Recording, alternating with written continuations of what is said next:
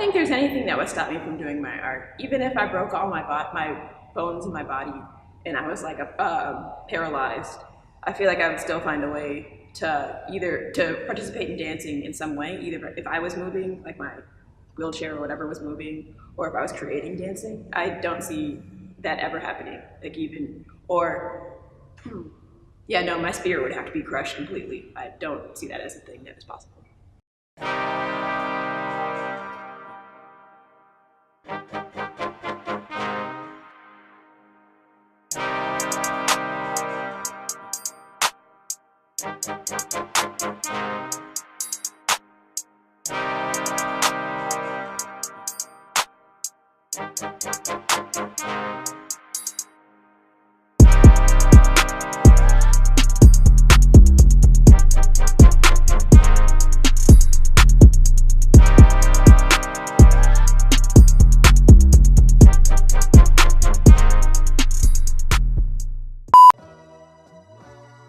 My name is Adrienne Powell. I'm a dancer and I'm a senior.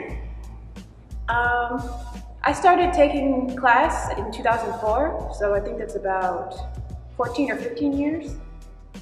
There's a couple of things that push me to continue my art today. Some of it is, it feels right for me. It just feels like the thing that I'm meant to do. It feels like when I'm dancing, it's hard, and it didn't come to me naturally. I had to work really hard to do it.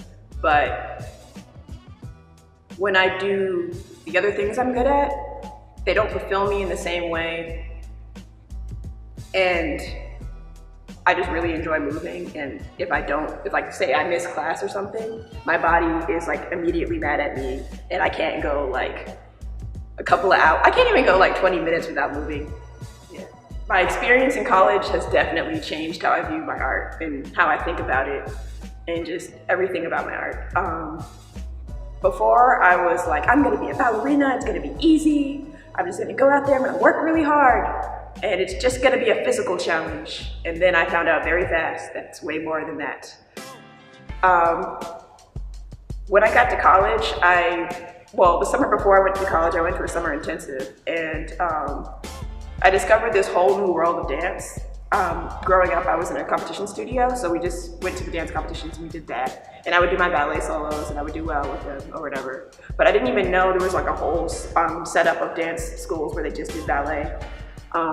Like the true concert dance setup. I didn't even know that existed. So I was like learning this for the first time, and how like far behind I was. Even though I was still a talented dancer, I was just really far behind, so I had to work extra hard.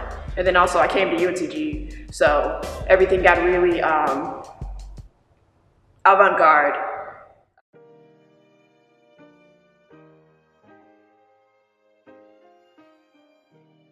My older brother actually passed away last January, and that was my first time losing anybody ever.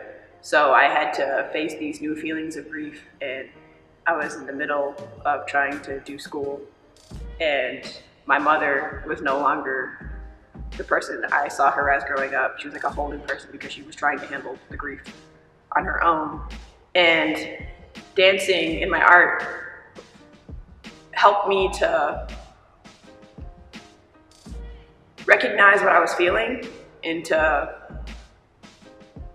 not necessarily channel it, but to actually even approach it, to even come in the room with it, because I couldn't think about it when I tried to think about it. I couldn't talk about it when I tried to talk about it.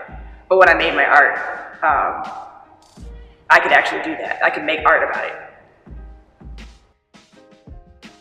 My major influences were definitely my taller dance teachers. The dance world, a lot of professional dancers are fairly short. Like for example, my first ballet teacher ever was only like 5'2", but I had my dance teachers who were like 5'7", 8, 9, 5'10". They were the best in the world to me because they understood how my body moved, and I feel like they like gave me secrets that my other teachers couldn't give me, and they gave me confidence tips that my other teachers couldn't give me because they didn't experience it as well. My dance teacher, Miss Lisa, growing up, she was my first ever tap teacher.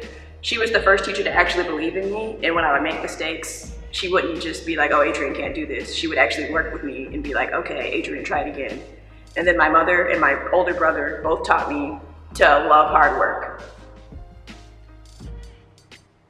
A suggestion I have for a younger dancer who's trying to do this as a profession would be to do your homework.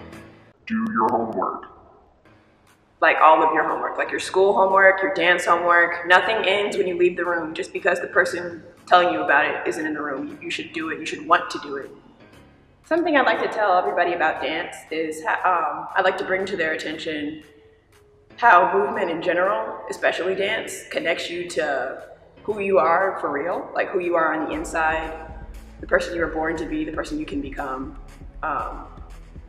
You can tell a lot about somebody by the way they hold themselves, the way they dance. If you dance with somebody, you can pretty much know somebody's whole life story. And your body does not lie. I'm Adrienne, and this has been The Art of Adrienne. Shout out to the Coraddi for letting me do this interview. Make sure you like and subscribe. Cool. I keep looking away too soon. No, you good. You good.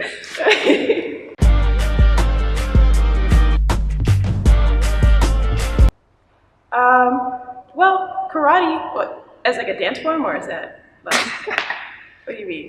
Like just, hi-ya, karate? Or is that a dance that I don't know about? The group Coraddi. Oh,